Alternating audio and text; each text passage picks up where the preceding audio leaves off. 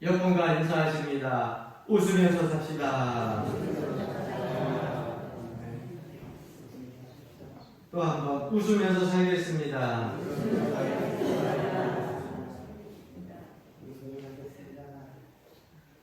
성도는 어떻게 살아야 된다고요? 웃으면서 살아야 되고, 또 성도는 다른 사람들에게 웃으면서 살라고 얘기만 하는 게 아니라 꼭 인사할 때도 하는 것이 내가 웃으면서 살겠습니다. 내가 기쁨을 주는 사람이 되겠습니다. 내가 소망을 주는 사람이 되겠습니다. 내가 긍휼히 여기는 사람이 되겠습니다. 이러한 의식을 가지고 살기 때문에 여러분 성도는 모든 사람들에게 빛이요 소금이요. 할렐루야. 희망의 매개체라고 하는 사실을 잊지 마시기 바랍니다. 성도는 어떻게 살아야 되느냐? 오늘 본문 말씀대로 따진다고 하면 오늘 본문에는 지혜롭게 살아야 된다. 지혜롭게 생각하면서 살아야 된다. 오늘 본문 말씀 3절 말씀은 다시 한번 제가 여러분께 봉독을 해드립니다. 마땅히 생각할 그 이상의 생각을 품지 말고 오직 하나님께서 각 사람에게 나누어 주신 믿음의 분량대로 우리 함께 따라해 봅시다. 지혜롭게 생각하라. 여러분 지혜롭게 생각해야 된다. 어떤 게 지혜일까? 저는 지혜로운 것을 제 나름대로 신앙적으로 이렇게 여러분들에게 표현을 하고 싶어요. 여러분들 삶의 환경 속에서 여러분 그 환경에 자족함을 느끼고 감사함을 느끼고 그리고 물질과 세상적인 탐욕에 눈이 멀지 않고 여러분들 정말 소유하고자 원하는 것은 하나님의 은혜를 소유하라고 말씀드리고 싶어요. 이게 지혜로운 것이 아닌가. 저는 개인적인 신앙적인 생각을 이렇게 해봅니다. 그래서 여러분 환경에 너무 목말라 하지 말고 할렐루야 은혜에 목말라 하시기를 주님의 이름으로 간절히 부탁을 드립니다. 여기서 보니까는요, 본문 말씀 속에 마땅히 생각할 그 이상의 생각을 품지 말라. 이게 말씀을 이렇게 가만히 읽어보니까 우리나라 표현식으로 얘기하면 이것도 우리나라 말씀으로 표현된 거지만 좀 더 마음에 확 닿게 이렇게 표현이 된다고 하면 주제넘게 생각하지 마라. 이런 말씀으로 우리가 바꿔 표현할 수 있어요. 끝부분에 지혜롭게 생각하라고 하는 말은요, 이런 말이에요. 길게 우리가 표현 안 해도 건전하게 생각하라는 거예요. 건전하게 생각하라. 그러니까 우리가 생각을 할 때 자꾸 감성적으로 생각하게 되면은요, 이 감성에 의해 가지고서 이성적인 판단을 자꾸 우리가 놓치게 돼요. 그래서 감성이 풍부한 건 좋아요. 그런데 우리가 생각하는 것은 너무 감성이 매우 치우치면 안 됩니다. 그래서 감성적인 사람, 감성이 풍부하다, 좋은 거지만 생각할 때는요, 합리적이고 이성적인 생각을 해야 지혜로운 사람이 되는 겁니다. 이 주제넘은 생각이라는 것이 뭐예요? 그러면 사람이 주제넘은 생각, 그 이상의 생각을 품지 말라. 이 말씀 성경에서 이야기하는데 이 말씀의 그 뜻을 좀 구체적으로 우리가 성경에서 발견하려면 이사야서 14장에 있는 말씀을 보게 되면 이사야서 14장 13절로부터 14절에 이런 말씀이 있어요. 내가 하늘에 올라 하나님의 묵별 위에 내 자리를 높이리라. 내가 북극 지폐의 산 위에 앉으리라. 가장 높은 구름에 올라가 지극히 높은 이와 같아지리라. 이런 말씀이 기록되어져 있습니다. 여기에서 보게 되면은요, 내가가 주어요. 이 내가가 누구예요? 하나님이 아니에요. 여기 이사야 41장에서 이야기하는 내가, 나라고 하는 그것은요, 사탄을 의미하거든요. 그러니까 우리 모든 주도권이 다 자기에게 있다고 생각을 하게 되면 이건 마귀의 생각이에요. 마땅히 생각할 그 이상의 생각이라고 하는 것이 바로 이것입니다. 내가 모든 것에 있어가지고 그 주권이 다 나에게 있다고 생각을 하는 거예요. 그래서 여러분, 먼저 가까운 것부터 얘기할까요? 여러분이 목회하는데 이 목회의 모든 주권이 이 목사한테 다 있다 생각하게 되면은요, 교회가 시험에 들어요.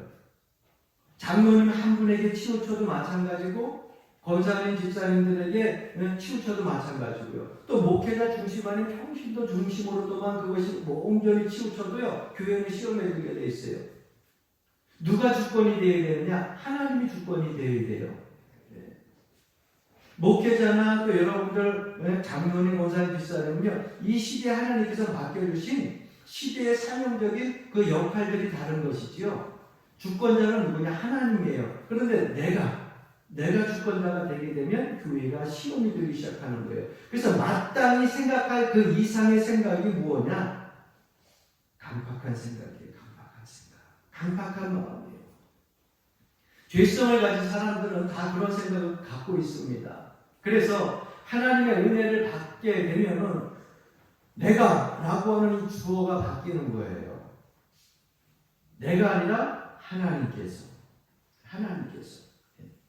우리가 하는 말, 내가 무엇을 한다, 내가 무엇을 이룬다, 내가 어떻게 할 것이다, 뭐 이런 모든 것들이요. 이것이 이 주어가요. 은혜를 받게 되면 바뀌어요. 하나님께서 하게 하신다. 하나님께서 인도하신다. 하나님께서 이끌어 가신다. 하나님께서 이루게 하신다. 여러분, 이런 건전한 생각으로 바뀌어져야 되는 겁니다. 이것을 가지고 사도 바울은 지혜롭게 생각하는 것이라고 말씀하고 있는 겁니다. 그러면 우리가 어떻게 건전한 생각을 가지고 승리할 수 있느냐? 한번 따라해 봅시다. 하나님의 뜻대로, 아버지의 원대로 하옵소서. 이렇게 우리가 고백을 하면서 살아가야 돼요.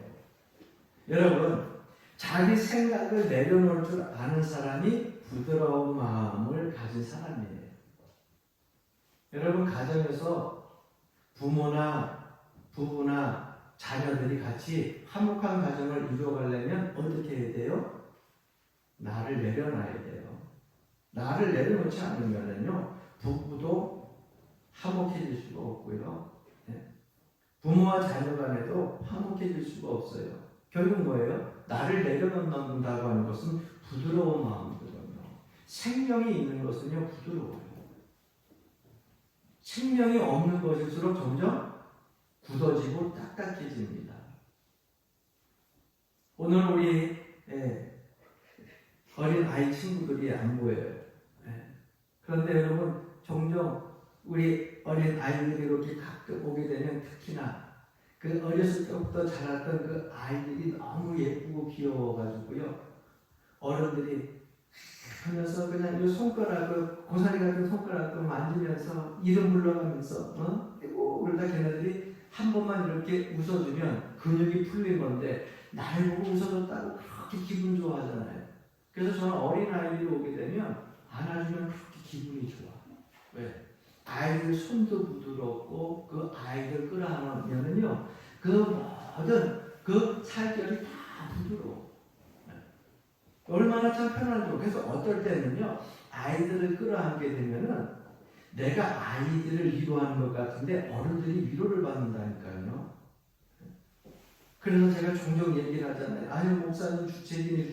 제가 그래서 그런 얘기 하잖아요. 전도 못할 것 같으면은 쉰둥이 예수둥이라도 하나씩 나라고. 참 오랜만에 얘기하지. 어떻게 생각들이 좀 있어요? 전도 못할 것 같으면 그렇게 얘기를 하는 건 뭐냐면, 어린 아이들이 교회에 자꾸 안고 그 아이들을 자꾸 끌어안는 그런 어른들이 많아지게 되면은요, 이 교회에서 신앙생활하는 어른들 마음이 부드러워져요. 막 화를 내다가도, 막 감정에 못 이겨가지고서 그저 막말을 했다가도 어린 아이들이 와가지고 빠끄빠끄 놓고 그러면 그 아이 앞에서 어른들이요, 그 험한 말들이 쑥 들어가고요, 금방 그 아이를 향해서 웃음을 짓게 되는 겁니다. 그래서 어린 아이들이 위로받는 게 아니라 어린 아이들의 그 부드러운 그러한 아주 그냥 순전한 생각 때문에 어른들이 위로받을 때가 훨씬 많다는 거예요. 그래서 여러분, 생명이라고 하는 것은 뭐예요? 그들은 이제 막 시작되어지는 것 아니에요.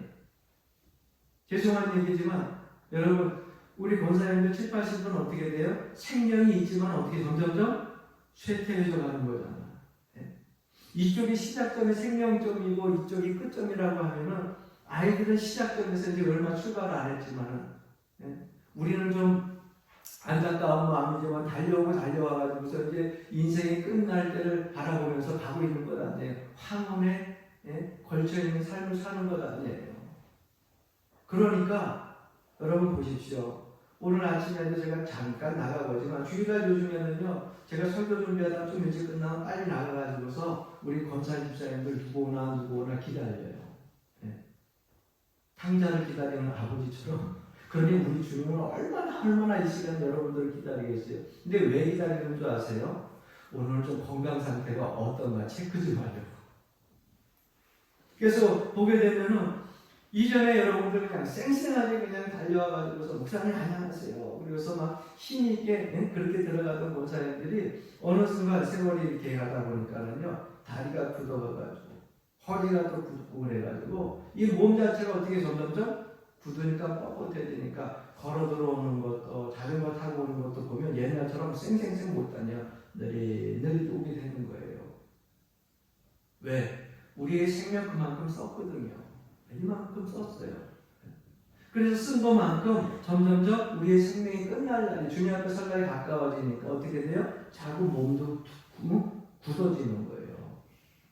여러분 우리의 영적인 신앙생활을 할 때에 부탁드리고 싶은 것은 성경에도 말씀하고 있지만은 우리의 육신 겉모습은 후퇴하나 여러분 속사람은 날마다 주님 앞에 설 때까지 강건하여지기를 주 이름으로 간절히 축원합니다. 할렐루야.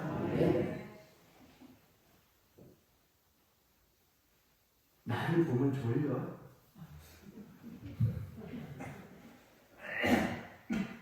일주일 동안 쌩쌩하다가 나만 보면 자는 사람들이 있어. 내가 자장가인가?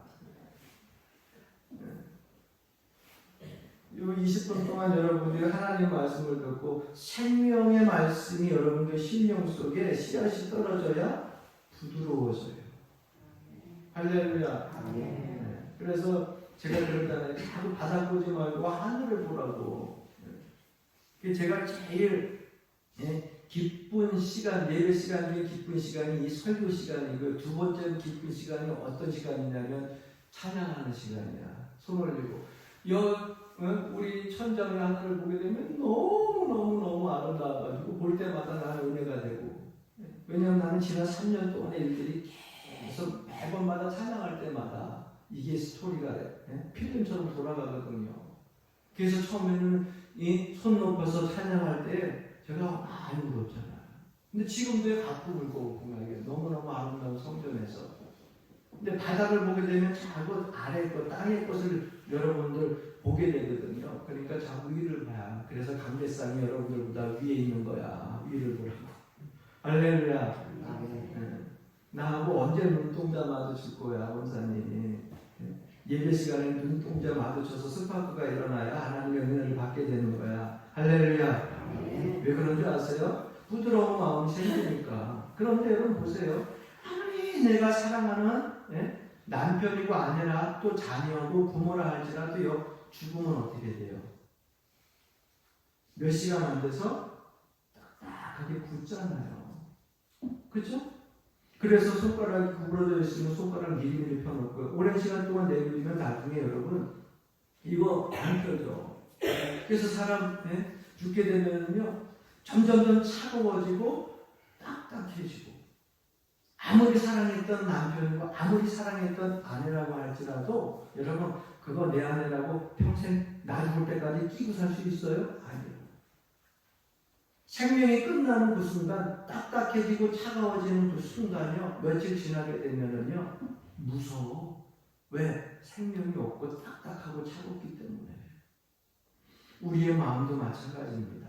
내 마음이 생명이 있고 부드러워야 내 주변의 사람들이요 그 부드러움 속에서 위로를 받고요 사랑을 느끼고요 하나님의 은혜를 기억하기 때문에 자꾸 사람이 몰려드는 거고 내 마음이 딱딱하고 차가워지면 영적으로 자꾸 우리의 삶 속에서 내가 영이 죽으면요 주변의 사람들이 어떻게 해요? 자꾸 멀어지는 거예요. 왜? 무섭거든.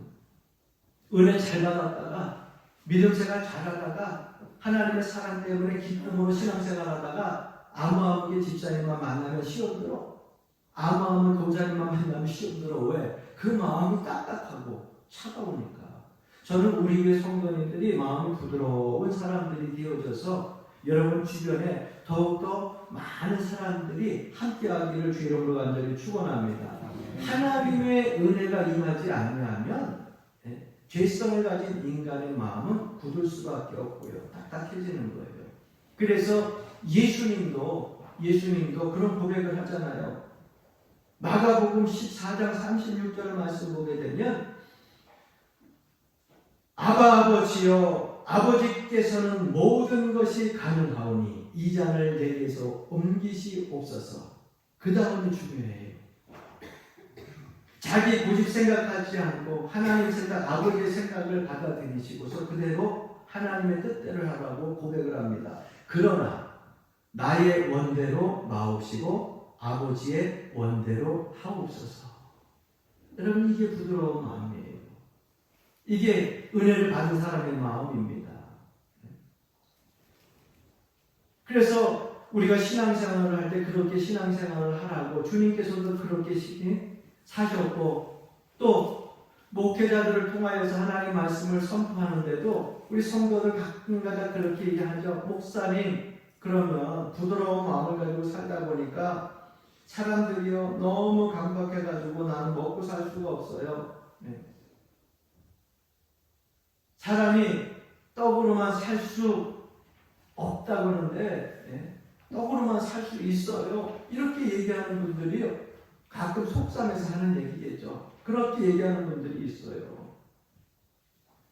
그런데 여러분, 내가 떡으로만 살 수 있다고 하는 거, 세상적인 물질로 세상적인 양식으로만 살 수 있다고 하는 그 생각이 여러분 마땅히 생각할 그 이상의 생각을 품는 거예요. 사람이요, 나 자신이 세상적인 물질과 떡으로만 살 수 있다고 생각하지 마십시오. 불행의 시작입니다. 하나님의 백성이 이 땅에서 좀 소유한 것이 없다 할지라도 행복하게 살 수 있는 것은요, 하나님이 우리의 심령을 주님께서 주관하고 계시기 때문에 우리가 이 땅에서도요 평안함을 느낄 수 있고요, 소유가 없어도 행복함을 느낄 수 있는 것입니다. 그런데 그렇지 않은 사람들은요, 많은 것 때문에 매일 행복할 것 아니요, 많은 것을 가지고 있으면서도 나는 왜 이렇게 불행할까라고 하는 생각을 가지고 산다는 거예요.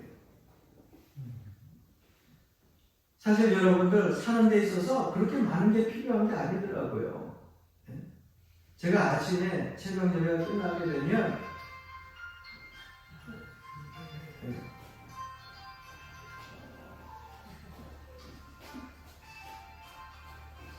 새벽 예배가 끝나게 되면은요, 물 조리를 들고서 나가서 이 교회에 있는 여러분들이 적용했던 거하고 교회 주변의 학군에 일일이 다 물을 흠뻑 줘요. 그래서 물을 이렇게 흠뻑 주는데 제가 다른 거 하는 게 없어요. 거기다가 뭐 잘 자랄 수 있는 영양이 많은 비료 주는 것도 아니고요. 내가 구름이 있다고 해서 바람 불어서 구름 없애가지고서 햇빛 들어오게 하고 이런 거 없어요. 내가 할 수 있는 것은 뭐예요? 그냥 물만 줘. 그러면은 해는 알아서 뜨고요. 바람이 알아서 불고요. 요즘 보니까는 잎이 파릇파릇하게 나가지고, 얼마 전에 여러분 나일락 핀 거 봤잖아요. 미스켓 나일락 핀 거 봤잖아요. 그렇게 예쁘게 피고 향기도 내잖아요. 많은 거 요구하지 않더라고요. 나머지 하나님께서 채워주시더라고요. 나는 물만 주면 돼. 우리 살아갈 때도 마찬가지예요. 이것저것 되게 많이 필요한 것 같은데 그렇게 많은 것들이 필요하지 않아요. 그래서 제가 이제 다음 주에 노르단 성지순례를 가잖아요. 성지순례를 가가지고서 집에 있는 여러 가지 옷들도 많이 있는데 있는 거 이것저것 그냥 입고 가면 되지. 그랬는데 그래도 그쪽에 날씨가 한 40도씩 된다고 하니까는 반팔 티레도 하나 좀 사서 그렇게 입고 오면 좋겠다. 그래가지고 며칠 전에 그곳에 갔어요. 그곳에 가서 옷을 샀는데요. 저는 아직까지 제가 생각이 그런 것 같아요. 막 10만원, 20만원, 10대 20만원 넘어가면 그래. 그런데 그곳에서 마침 티를 사는데요, 그것도 인가 하는데 너무 시원하게 보이는 거야. 반팔이. 그래가지고 그것을 구입을 하게 됐는데 1+1이 왜 이렇게 기분이 좋은지 몰라. 그래서 뭐 5만짜리 뭐 얼마인데 1+1인데 어이야 거의 5만원짜리가 하나는 그냥 준다니까 얼마나 좋아. 그 두 번 하면 하나에 한 2만 5천 원이잖아. 그 두 번을 사가지고 쏘는데 완전히 기분이 좋은 거야. 왜? 하나는 거저 얻을 것 같아가지고. 이게 두 번 갖고서 사는데도 내 마음이 너무너무 흐뭇하고 만족한 거예요. 오자마자 그거 입고서 돌아다녔어요. 너무너무 좋아가지고. 그리고 뭐 필요한 거냐, 필요한 게 없어. 그냥 그 티 하나니까는요, 하루 종일 입고 다니는데 그 다른 게 그렇게 필요한 게 없어. 그럼 음식 차릴 때도 마찬가지예요. 그쵸. 마음처럼 그렇게 진수성찬을 차려놨는데, 여러분 배가 부르면 그거 다 먹지도 못해. 다 나중에 음식 쓰레기, 물에 다 들어가잖아요. 맛있는 뭐 된장찌개에다 김치 하나면은 그거에다가 먹는 거 하루에 뭐 요즘 식기 먹으면은요 배 나와서 안 돼. 젊었을 때나 그것이요 유산소 운동이 잘 돼서 그렇지 나이 먹게 되면은요 입으로 유산소 운동 하는 것들을 약까지 먹어가면서 밥을 먹어야 돼. 왜 그 짓을 해? 그러니까 두 끼만 먹어.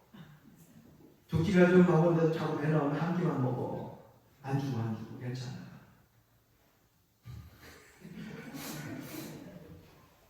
그래도 세 끼는 다 먹고 싶은가 봐. 그쵸? 여러분, 먹는 거, 입는 거, 여러분. 결국은 가만히 생각을 해보면, 거기에 뭐예요? 더 갖고 싶은 욕심이죠? 그죠? 더 갖고 싶은 욕심이죠. 남들이 그것을 입었으니까, 남들이 이런 거 먹었으니까, 나도 입고 싶고 먹고 싶은 욕심이지, 그거 아니어도 사는데 큰 지장이 없어요. 그래서 제가 더 놀란 것은요, 가끔 가다가 메이커 있는 이런 점에 가보게 되면 깜짝 놀래요. 못 넣으면 청바지가 무슨 30만원, 40만원씩 해. 어휴. 근데 더 웃기는 것은 그러한 것들을 수용할 수 있는 그러한 사람들이 그것을 잘 모르는데 요즘 젊은 사람들이요 직장을 다니면서 자기 생활비 내기도 바쁘다고 해요. 그래서 야 얼마 버냐 그랬더니 뭐 250이요 뭐 아니면 150이요 뭐 이렇게 얘기를 해요. 아니 근데 뭘 생활비 내고 사는 게 힘들어. 아니 목사님 살다가 보면 그렇지도 않아요. 난 그렇게 안 살아도 잘 살아. 뭐 그런데 그 돈을 다 어떻게 쓰는데 그랬더니 보니까는요 버는 게 문제가 아니야. 버는 게 문제가 아니야. 쓰는 게 문제야. 이게 쓰는 게 문제인데 보니까 어떻게 쓰느냐? 어느 날은 가가지고 써요. 한 끼를 먹는데 20만원짜리 갖다 식사를 뭐 일주일에 한두 번씩 계속 해가지고서 그리고 식사를 하고 오는 거예요.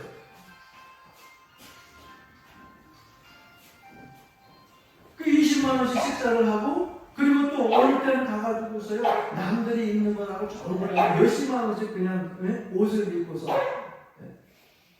여러분 그게 나쁘다는 게 아니에요. 내가 100만 원을 벌고 150만 원을 벌게 되면 여러분 내가 식사하는데 된장찌개 집에서 만들어 먹고 김치에서 먹는 거 기껏 해봐야 뭐 얼마 들겠어요. 그거 먹어도 여러분 건강 챙길 수 있잖아. 나가서 20만 원짜리 먹고 30만 원짜리 먹어야 건강 챙겨? 그럼 나에게 있는 벌어지는 돈이 있잖아. 그러면 나가는 걸 줄여야 될 거 아니야. 그런 데 가서 쓰고 옷 사 입는데 몇십만 원씩 쓰고 아니 150만 원이 아니라 3,400만 원을 벌어도 모자르지. 그래 안 그래요? 그리고 나서 힘들다고 하는 거예요. 어렵다고 하는 거예요. 내가 버는 것에 대한 것은 이 정도의 고정 수입인데 내 소비 수준을 자꾸 높이니까 그 소비 수준이 높아지게 되니까 당연히 내 생활 속에서 어려움이 올 수밖에 없는 거예요. 그리고 나서 그들이 흔히 뭐라고 얘기합니까? 살면서 이 세상 사는 게 너무너무 힘들어요. 너무너무 불행해요. 나는 남들만큼 쓰지 못해요. 남들만큼 누리지 못해요. 그러면서 불행하다고 이야기를 합니다. 여러분 현대주의 물질주의 사이에서 물질이 더 채워지게 되면 만족할까요? 아니에요. 경제학자들이 경제 성장률을 가지고서 연구하고 그리고 여론조사를 한 결과 이런 결과가 나왔어요. 우리나라가 흑자다, 적자다. 자, 여러분 흑자라고 하는 것은 남는 거잖아요. 그러면 경제 성장이 됐다는 거예요. 1% 되고 2% 되고 3% 되고 수출이 증대돼가지고 흑자가 됐어요. 여러분들 삶 속에서도 마찬가지예요. 그런데 많은 사람들은요, 경제 성장이 되어졌어도 사람들은 경제 침체를 자꾸 느끼게 된다는 거예요. 왜 그런 줄 아세요? 경제 성장률이 흑자가 되어서 3%가 되어도 3% 이상이 되지 않게 되면 많은 사람들은 세상을 살 때 경제 침체의 불안이라고 그 몸으로 체감을 느끼게 된다는 겁니다. 분명히 경제는 성장했어요. 그런데 체감상으로는 경제 불안이라고 하고, 우리는 서민들은 살기 힘들다고 그렇게 얘기하면서 산다는 거예요. 이유가 뭘까요? 벌어들이는 것은 고정 수입이 돼 있어요. 150이건 200이건 고정이 돼 있는데 소비 수준이 높아지니까 경제적으로 불안이라고 얘기하는 거예요. 그래서 흔히 우리가 얘기하는 세상 사람들의 말처럼 사람이 떡으로만 살 수 있다라고 하는 말이 성경적으로 틀리다라고 하는 것이 증명이 되는 거예요. 왜? 욕심은 끝이 없어요. 채워도 채워지지 않는 것이 사람의 마음이라고 말씀드렸잖아요. 이 세상에서 가장 많은 것을 담을 수 있는 것이 사람의 마음이잖아요. 그걸 세상의 물질로, 탐욕으로 어떻게 다 채웁니까? 그래서 주님께서는 마태복음 4장 4절에 이렇게 말씀하시는 겁니다. 사람이 떡으로만 살 것이 아니요, 하나님의 입으로부터 나오는 모든 말씀으로 살 것이라. 할렐루야. 하나님의 은혜와 하나님께서 주신 말씀을 통하여서 우리의 채워지지 않는 이 마음속의 공허함, 허무함이요, 채워지는 거예요. 그래서 은혜를 받게 되면은요, 그죠? 홍장에 밥 말아 먹어도 맛있고 행복하고, 멸치에 밥 말아 먹어도 맛있고 행복한 거예요. 우리 교인들이 매일 그 얘기해요. 목사님 맨날 멸치에다 밥 말아 먹고 홍장에다 밥 말아 먹고. 지금은요 잘 먹어요. 잘 먹어요. 옛날에 그렇게 먹을 때도 행복하고 맛있다는 거죠. 왜? 나머지는 누가 채워줘요? 하나님이 이 모든 마음에 은혜로 채워주시고, 할렐루야, 사랑으로 채워주시고요. 그래서 자족하는 마음을 갖는 것이 얼마나 중요한지 몰라요. 욕심을 내지 않고 하나님 은혜 가운데 살아가는 법을 여러분들 지금도 그렇게 살고 있는 분들도 있지만 그렇지 못하신 분들이 있으면 하나님 말씀을 통하여서 배워가시기를 주의 이름으로 간절히 부탁드립니다. 디모데전서 6장 6절부터 8절 말씀입니다. 자족하는 마음이 있으면 경건은 큰 이익이 되느니라. 우리가 세상에 아무것도 가지고 온 것이 없음에 또한 아무것도 가지고 가지 못하리니 우리가 먹을 것과 입을 것이 있은즉 족한 줄로 알 것이니라. 한번 따라해 봅시다. 자족하는 마음이 있으면 경건은 큰 이익이 되느니라. 여러분, 우리가 경건하게 신앙생활하고 하나님을 경외하고 믿음생활하잖아요. 이것이 나의 삶 속에서 이득이 되려면 어떻게 된다고요? 앞에 게 있어야 돼. 앞에 게. 그 앞에 게 뭐예요? 자족하는 마음. 항상 모자라고 부족하고 뭔가 자꾸 소유하려고 하는 그런 마음을 가지고 살면은 경건은 나에게 있어서 어떻게 된다고요? 손해가 되고 마이너스가 되는 거예요. 그러니까 신앙생활할 때에 경건, 내가 하나님을 믿는 이 믿음생활이 나의 삶 속에서 축복이 되고 이익이 되려면 어떻게 해야 되느냐? 지금 우리의 삶 속에서, 환경 속에서 하나님께서 주신 지금 현재에 있는 것들을 여러분 감사하며 자족하면서 살아야, 그래야 여러분 삶의 신앙, 이 삶이 축복이 된다는 거예요. 이익이 된다는 거예요. 할렐루야. 오래전 대학에 다니면서 읽었던 책을 여러분들에게 하나 소개시켜드리려고 해요. 구스타브 플로베르, 프랑스 작가가 지은 보바리 부인이라고 하는 책이 있어요. 이 보바리 부인이 또 최근에 또 젊은 사람들한테 이렇게 아마 종종 좀 읽혀지는 것 같아요. 이 보바리 부인은요, 의사 부인이에요. 의사 부인인데 이 농촌에서 철저하게 수련원에서 엄격한 교육을 받으면서 그렇게 자랐던 사람인데 이 보발이라고 하는 사람 의사가 이 여인에게 반해가지고 아주 너무 예쁘게 생기고 사람들을 정말 반하게 할 그런 아름다운 풍채를 가지고 있어가지고 의사하고 결혼하게 되는데 의사하고 결혼하고 다니다 그렇게 생활을 하다 보니까는요 얼마나 좋아요 요즘 의사과에. 그런데 시골에서 시골 의사와 결혼하고 살다 보니까 그 삶 속에서요 아무리 의사 부인으로 살아도 시골에서의 삶이 안 하잖아요. 그런데 그러한 가운데 어느 날 레옹이라고 하는 사람을 만나게 돼요. 아주 멋있는 사람이죠. 근데 법률가, 젠틀맨 이런 사람을 만나게 돼가지고 이 사람에게 대해서 자꾸 마음을 뺏기기 시작하고요. 또 나아가서 이 레옹이라고 하는 사람이 얼마나 신사적으로 또 그 여인을 사랑하는지 그렇게 사실 남편이 있는 아내에도 그 마음을 이렇게 뺏기 시작합니다. 그러다가 어느 날 이 레옹이라고 하는 사람이 프랑스로 이제 떠나게 됩니다. 그런데 그 허무한 공허한 마음 속에 이 여인을 와가지고서 또 유혹하는 남자가 하나 있었는데 그 남자가 와서 그 여인을 유혹하는 이 남자는 아주 부유한 사람이었어요. 그래서 그 부유한 사람이 그 여인을 자꾸 유혹을 하는데 어느 순간에요 이 여인이요 성적으로 눈을 뜨게 된 거예요. 세상의 쾌락에 대해서 눈을 뜨기 시작하는 거예요. 자기 삶에 허무함을 느끼고 있다가 그리고 나서 이 여인이 점점점 망가지는 모습이 보여지게 됩니다. 훗날 프랑스 갔던 레옹이라고 하는 사람 그 사람이 또 다시 와가지고 그 사람과 만나고 또 그 사람과 데이트하다 보니까는 이 세상에 즐거운 일들이 많으니까 그런 쾌락들을 누리기 위해서 이것저것에서 돈을 끌어다 쓰기 시작을 하고요. 그래서 그 빚 때문에 그 빚을 갚기 위해서 이것저것에서 돈을 쓰기 시작하고요. 결국 그렇게 쓰다가 결국 주변에 있는 자기를 사랑할 것 같고 사랑했던 사람들 결국 그들은 그 사람을 진심으로 사랑하는 것이 아니라 자기네 육체적인 쾌락을 위해서 사랑을 하고 이 사람에게도 버림받고 저 사람에게도 버림받고 결국 쾌락을 추구하다 마지막에 자살을 하게 됩니다. 여러분 이 문학 작품이요 읽다 보면은 어떤 생각이 드냐면요 우리 성경에도 이런 여인이 비슷한 여인 한 사람 나오거든요. 수가성의 여인.